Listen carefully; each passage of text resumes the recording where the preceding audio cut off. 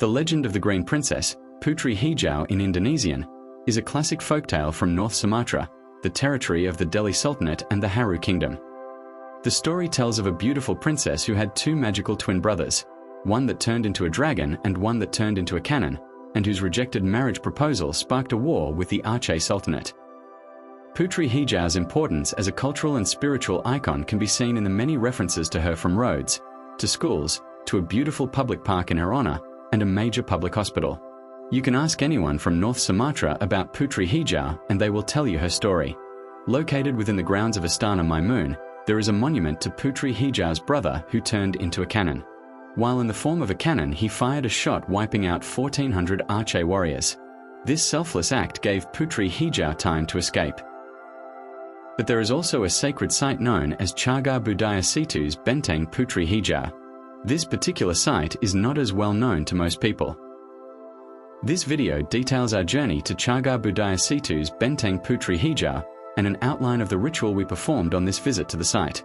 I will do a future video about Putri Hijau and the amazing story that has now become infamous, a true piece of Indonesian folklore. Late at night, we traveled to the cultural heritage site in the south of Medan city. From our home, it took quite a while just because of the heavy traffic. It did take longer because we stopped to pick up supplies for the ritual. For such a site, you might think there would be a well-signed road, but you would be wrong. Winding through a suburban area, there are not many signs pointing the way to Situ's Benteng Putri Hijau, and at times it can feel like you are driving through places you shouldn't be.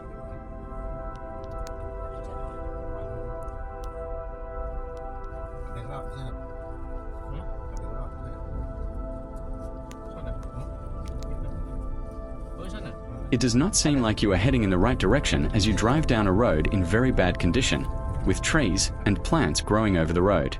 There are some excellent potholes. If it has recently rained, the potholes can be invisible with many spots being flooded over. You might think you would need a four-wheel drive. But this is the only way into the site.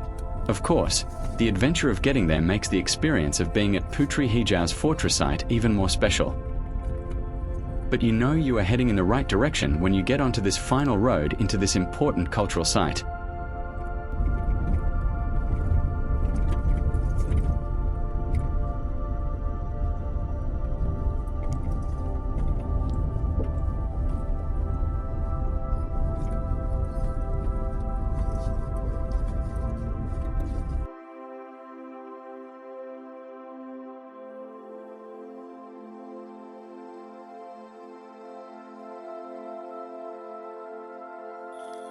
When we arrived, we all felt a very strong presence, and speaking to my wife and father-in-law, it was a feeling of comfort and acceptance, kind of like the feeling you have with your mother. You immediately feel compelled to show reverence for the site and for Putri Hijau. You just know you are in a special place, a place with a strong spiritual connection and importance. Even though the site is down what is basically a dirt road, traveling behind people's homes, it is quite an awe-inspiring place. Especially when you know the story behind Putri Hijau and her importance to the people of Medan and North Sumatra. The actual heritage center is only open during the day, but the bath area, famed for being Putri Hijau's favorite place to bathe, is down a steep hill.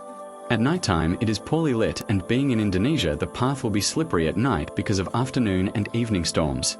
Good footwear is advised if you're not used to walking around in slippery conditions in sandals. The ritual we were performing at Situ's Benteng Putri Hijau, it's actually the bath area but I don't want to split hairs, was to seek the blessing of Putri Hijau combined with a spirit cleansing. This ritual is performed at night, the time when the spirit world is of greatest access to us and more easily available to us. When you get to the bathing area, you feel an even stronger presence and you immediately know that this is a sacred place. It is used by locals, especially those living around the heritage center. While anyone can use the bath, there is an expectation that you do not swear, think of anything sexual or perverse, and present yourself and thoughts with reverence and pure intentions. Having ill thoughts and intentions will ensure that your wishes go unfulfilled and you could bring trouble upon yourself. There are several huts, pondok, for people to sit in the shade and out of the weather. The bath area in many ways is quite luxurious and a perfect place to be on any given hot day or night. The water for the bath is fed from an underground spring. The actual pool where people bathe is said to be Putri Hijau's favorite place to bathe. It is quite a large pool, with the community raising funds to pave the area and to have dragon statues carved and installed at the back of the pool. The entrance of the pool is stepped to make it easy to get in and out. The pool is roughly 5.5 feet deep, and since it is fed from an underground spring, the water is always cold. Rituals are done in a special place within the bath grounds. You will spot the place immediately upon entering the bath area. 3 pipes protruding from a sunken area are fed by the same underground spring as the bath. The water is used for bathing under to help cleanse the spirit as well as to conduct rituals. Most of the rituals conducted here are to seek the favor and blessings of Putri Hijau. Before beginning, you must provide offerings which usually consist of incense, flowers, candles, and cigarettes. Then you need to have a strong visualization of what you desire and believe that it has already come true. It is also important that what you desire is the same desire shared by your mind, body, and spirit.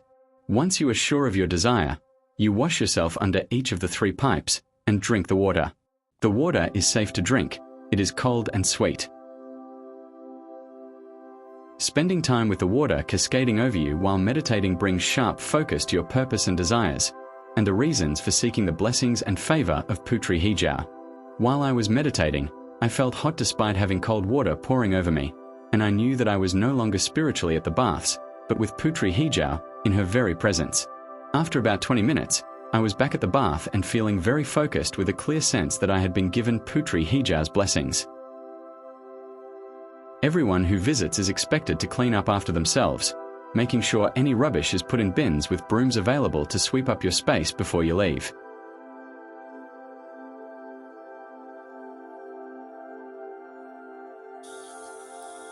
After changing clothes, it's time to leave back up the steep hill to the parking lot. Even though we are no longer wet, our footwear remains wet and it makes the climb back up a little more challenging.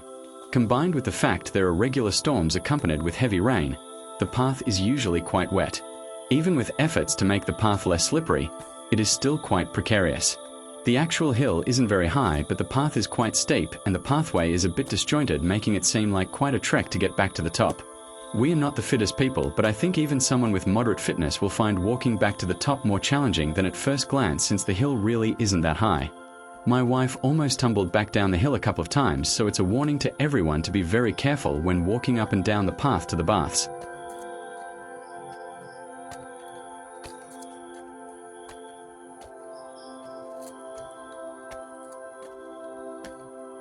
If you're enjoying this video, please take a moment to like it and subscribe for more content like this.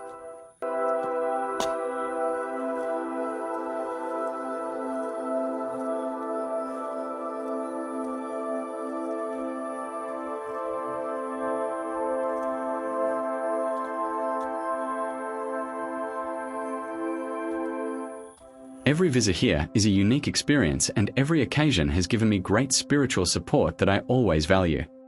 The journey to the site is a challenge, but the benefits absolutely outweigh the challenge. If you're in Medan and looking for a unique spiritual experience, then a visit to Situ's Benteng Putri Hijau should be very high on your itinerary.